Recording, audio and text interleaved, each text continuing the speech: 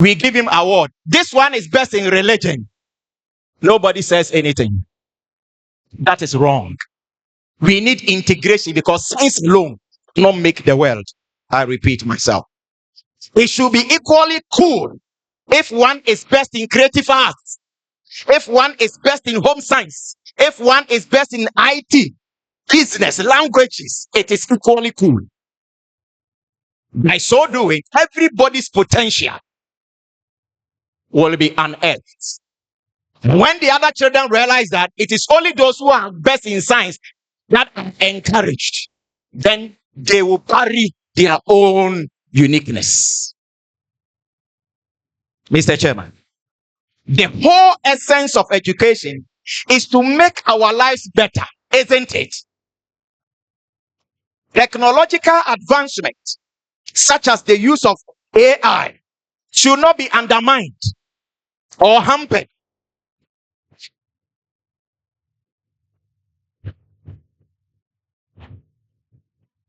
Just in the name of critical or negative grounds that AI has some negative connotations. Just by that, we should not hamper it. And this is what we are supposed to do. What is important is the human. Only was share AI next, on was here the human. It's not the AI. There's nothing wrong with phone, but the human that is behind the phone is what we should pay attention.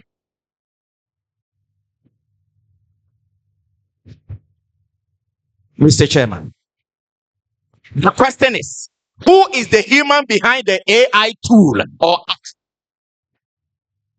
If the human or the programmer, the coder, the one that is doing the coding, is evil inclined, then AI will be evil in nature.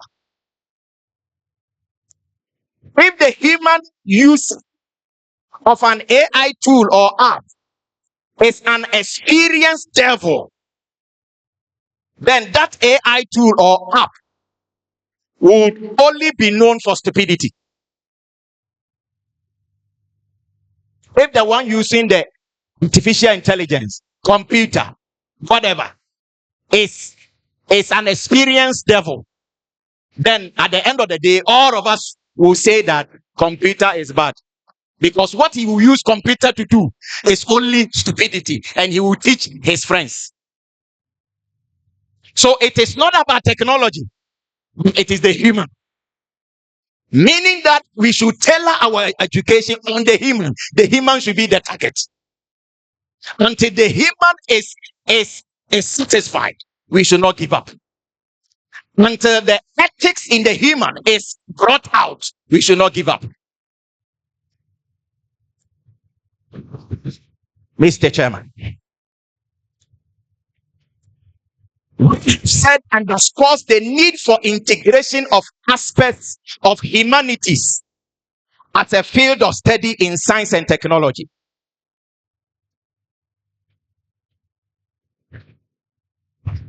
The current emphasis on science, technology, engineering, and mathematics is a step in the right direction, what we call STEM. It's a step in the right direction.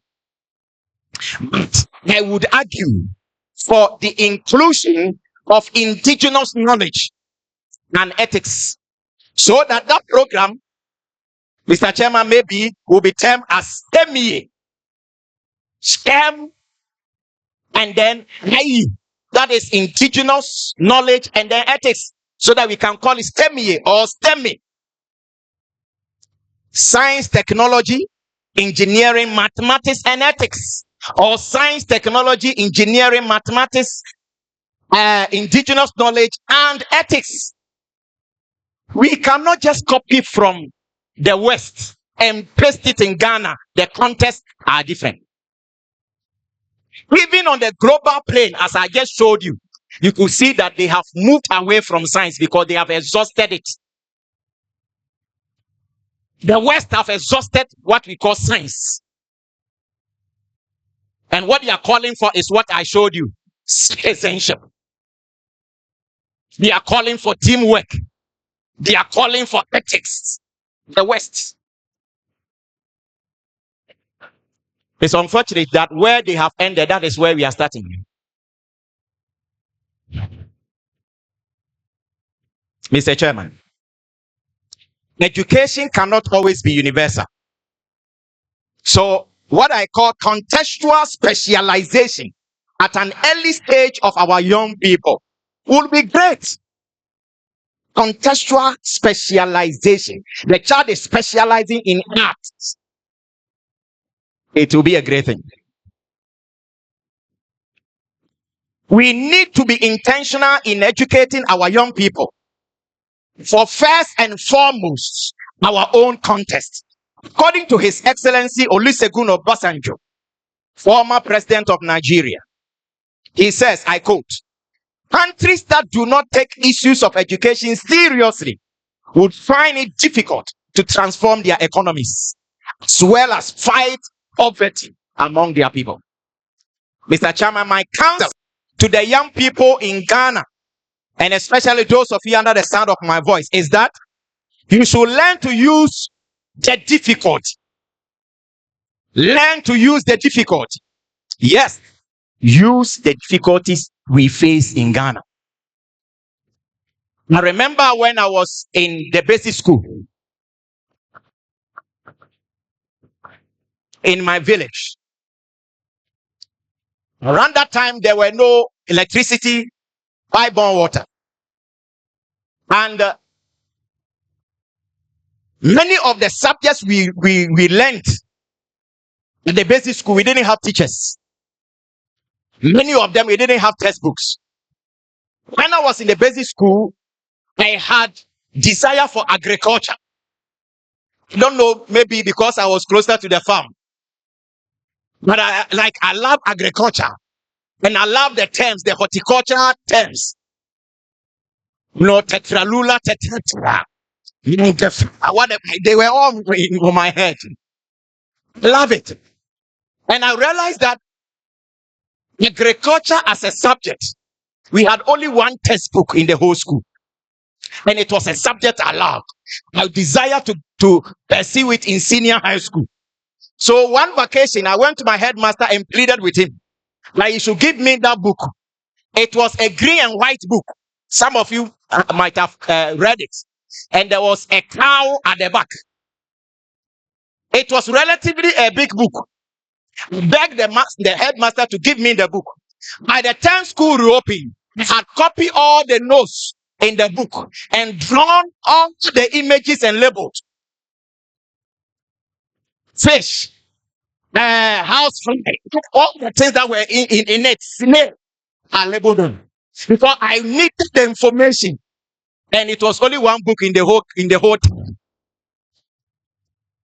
So I am telling the learners, our young people here, that let us learn to use our difficulty. It is not enough to complain. As for Ghana, there are no textbooks. As for Ghana, there are no this. It is the reality we all know. Don't tell us. Use the difficulty. Use the difficulty. Mr. Chairman, it moves me when I look at Israel, their water system, their agriculture system, their defense system. Israel doesn't have water. The water they have is salty. The Dead Sea is salty. But they have built the system in such a way that they are able to extract clean water from the salty seas. They use the difficulty. The whole place is a hilly land. They grow their crops, the grapes on the hills, on the mountains. They spray chemicals on the mountains so that they could get soft soil, if you like, humus, plant. And they're able to export some of these apples to Africa. Use the difficulty. God asked Moses, what is in your hands? He said, walking stick. Little did he know that his deliverance was in the walking stick. Use the difficulty. Your parents poor, and so what? Use the difficulty. Some of us went to school barefooted. Our shorts, there were spectacles at our buttocks. Use the difficulty. Here we are. With all the difficulties, here we are by the grace of God. Use the difficulty. I came to challenge you. Understand that God did not give us a trouble-free world. That is why he made us in his own image and likeness. And he blessed us and said, be fruitful and multiply, fill the earth and subdue it. It is because he did not give us a trouble-free world. There will always be trouble in the world. Many of the so-called problems of our world and the nation in particular are simply TLMs. TLMs. The problems, many of them are simply TLMs for our learning or education process. Let us take advantage of our context and our environment and come out with great things. Mr. Chairman, in today's world at large, and Ghana in particular, many people have given up. We don't need to give up. Let us trust the things that the things that are in our hands can be better. I think that if the world cannot be better, our lives and the world might have come to an end. As long as we are here and as long as it is day, we are going to do what we are sent to do. Let us trust the Lord with all our hearts and he will direct our paths. Proverbs chapter 3, 5-6. My dear learner, remember that on education space, we struggle for knowledge, not for attention. A school like this, Peniel Academy, is not a fashion shop or a showroom. Yes, it is neither a ghetto nor a brothel. Rise up and help yourself. You get opportunity to come to a school like this. You have every facility. Do not think that this is a showroom, so you came to show your address. You must work hard.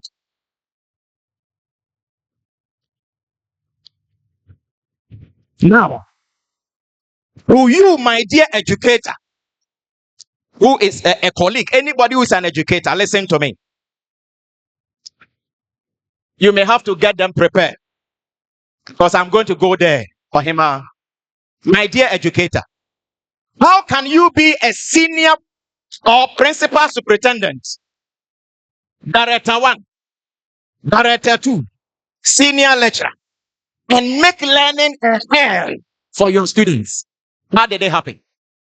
If you are director 1, senior superintendent, senior lecturer, then you should make your teaching very welcoming for your students. That is why you are a senior. Someone who is a junior, he doesn't know how to teach well, so his lesson should be difficult. If you are a senior, your lesson should be easier.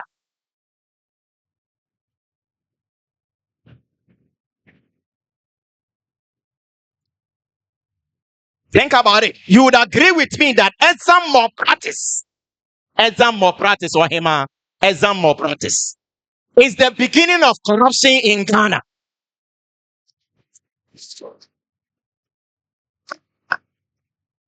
Mr. Chairman, I repeat for your attention.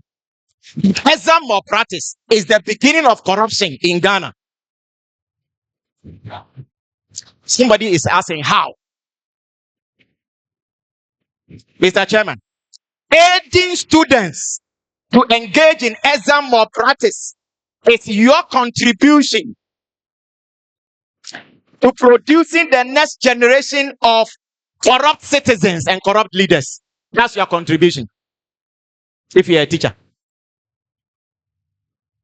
it is not befitting of you to be seen running helter-skelter in the bushes just to solve questions for students during national exam. It does not befit you. I tell you, pray as a teacher. Teachers, Mr. Chairman, You would agree with me that teachers, lecturers, educators must be well taken care of in order to attract the best brains in our nation to work on the engine, which refers to the young people at the engine of our nation for national survival and development. Salary discrepancies, where people with same level of qualification, expertise, years of service are not treated equally, must be rectified so that we can have even distribution of experts in all aspects of our national life.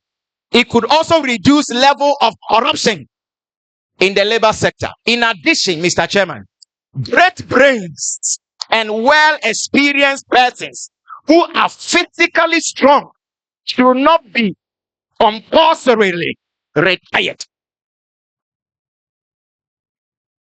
but they must be reassigned and workload to size to enable them channel their energy to guiding and raising the new workforce with their wealth of experience.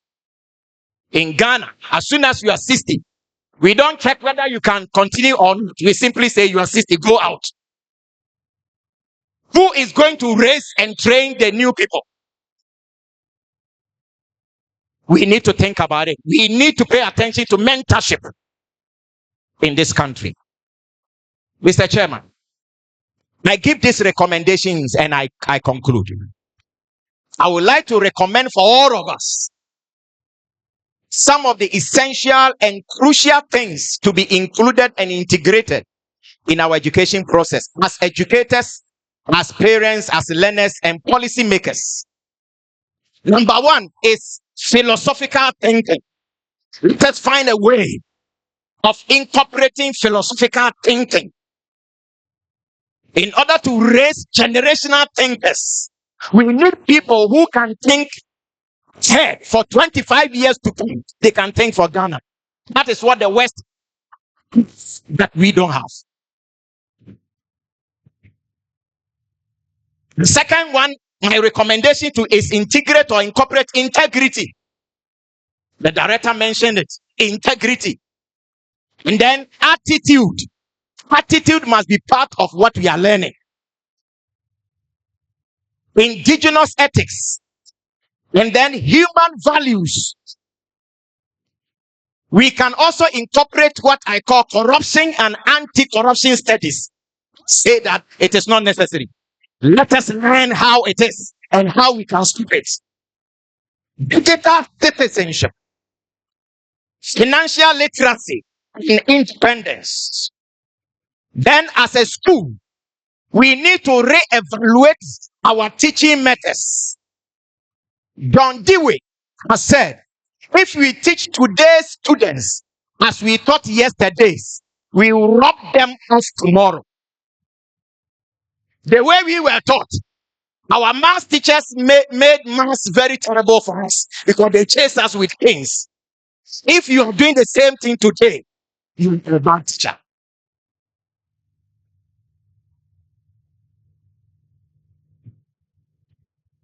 We need to reevaluate our curriculum and our curriculum.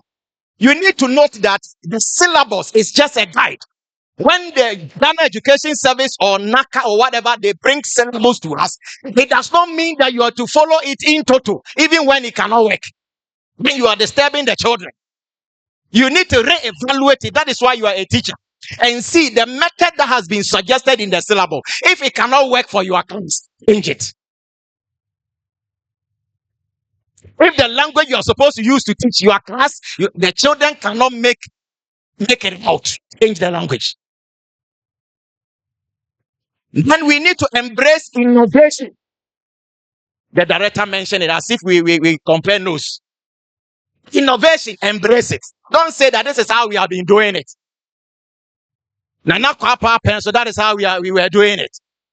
Things have changed. Equip students with digital literacy skills. Teach students to develop soft skills such as communication, teamwork, citizenship, and all that. And finally, what I mentioned as contextual specialization. Mr. Chairman, I would like to conclude my speech with a story, a true story.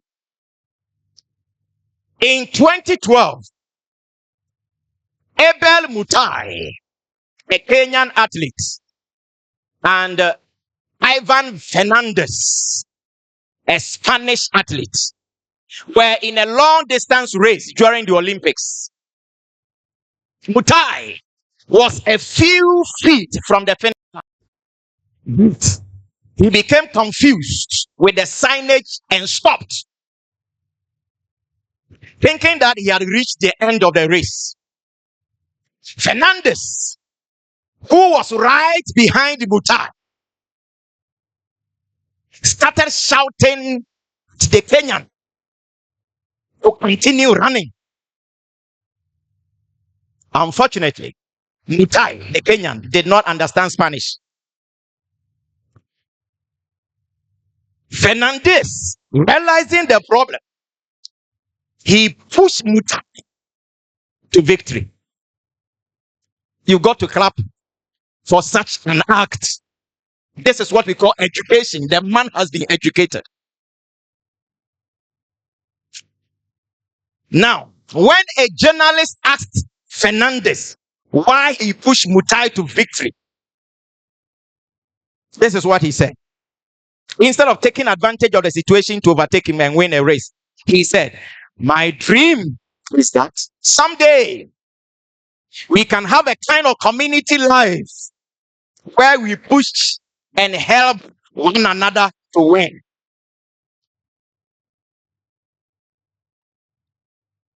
I did not help him to win. He was going to win. Fernandez